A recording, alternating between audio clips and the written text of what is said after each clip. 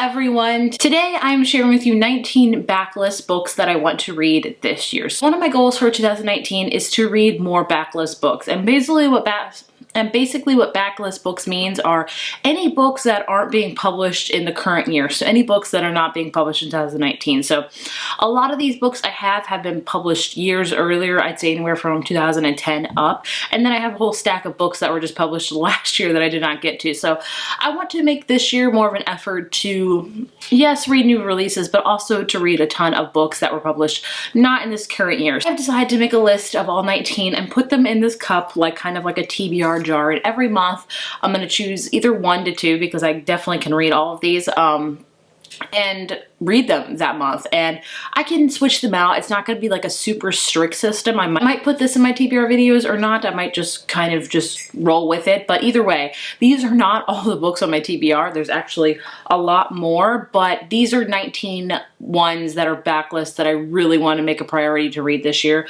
and a lot of them I just have to. A lot of them, if I don't read this year, they're going to have to say goodbye to my shelf because I've just had them up there for too long. So yeah, here are the 19 books I want to read. If you're wondering why 2019, why not?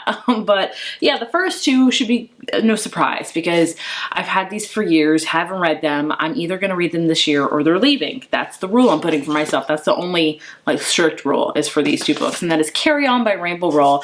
I haven't read this yet because I don't know, like I love Rainbow Rowell's books, but I just somehow, I've tried getting into Carry On several times, but I could just not get into it. I don't know if it's because it's more of a fantasy and she's known for contemporary. I don't know. So I'm going to try to read it this year. I'm sure I'll fall in love with it because I love her writing and I love the whole story of Baz and Simon. So hopefully I can read it. I need to. And the other one I'm most shameful for is The Book Thief by Markus Zusak.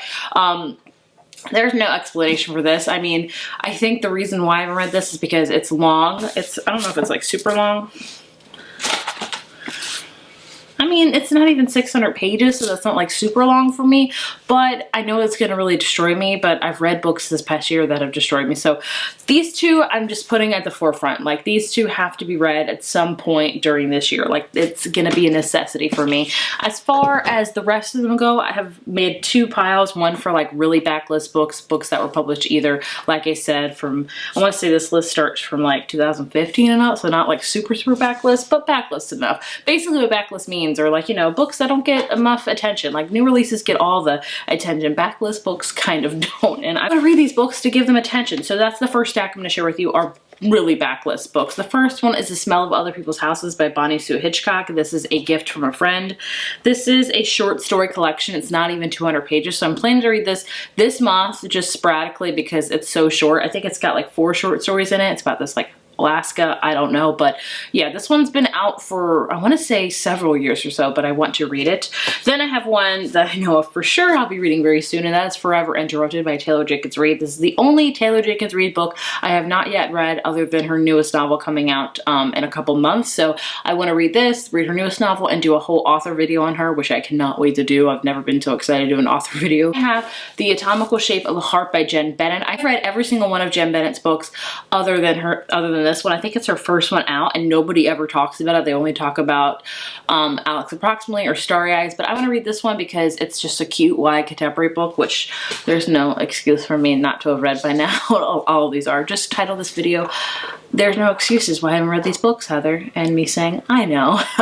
The next one is The Diviners by Libba Bray. This one is going to be one that I might actually wait for Halloween season because it's the perfect time to read. I've also heard the audiobook is phenomenal. So this one I haven't read yet because it's quite daunting. Like, it's long and I've heard people love it, but I'll save it for fall. Then I have another YA contemporary. I have a lot of these on my shelf because I kind of hoard them. Like, I just love contemporary so much, so I always want to have a plethora of them to choose from on my TBR, but I want to whittle that down because if that is the case, I'll have them up there forever and I'll always be saving them. Like, there's no point in that. So I have This Adventure Ends by Emma Mills. This is the only Emma Mills book I haven't read.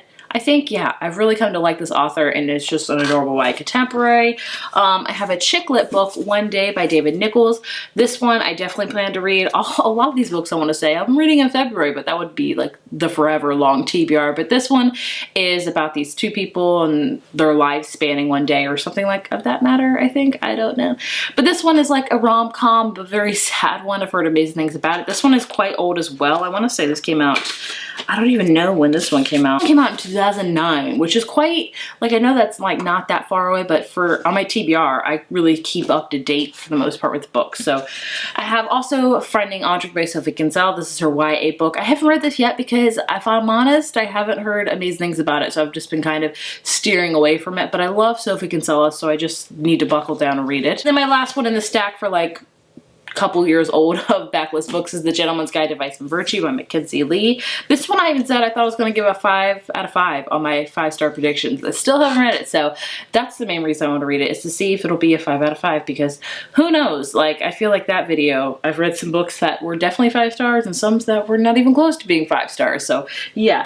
Then my last stack of books is books that came out last year that I did not get around to reading, or I just acquired quite recently. So these are all like 2018 releases, so they are Backlist books, but I don't think like people are not talking about them anymore just because they're from last year, if that makes any sense. Blanca and Roja by Anna Marie Milkabor. I have tried reading this a couple times and I cannot get into it, but I want to give it one last push to see if I really like it or if I really want to DNF it. I've noticed that this author is a very hit or miss author for writing style. Her writing style is beautiful, I'll give you that. When I started reading it, I was like, it was so beautifully written, but I just couldn't get into the storyline. So I think this is an author that you're either going to love her books or just kind of steer clear from. So I need to figure out which camp I fall in. So I'm going to try to give it one last push, if that makes any sense.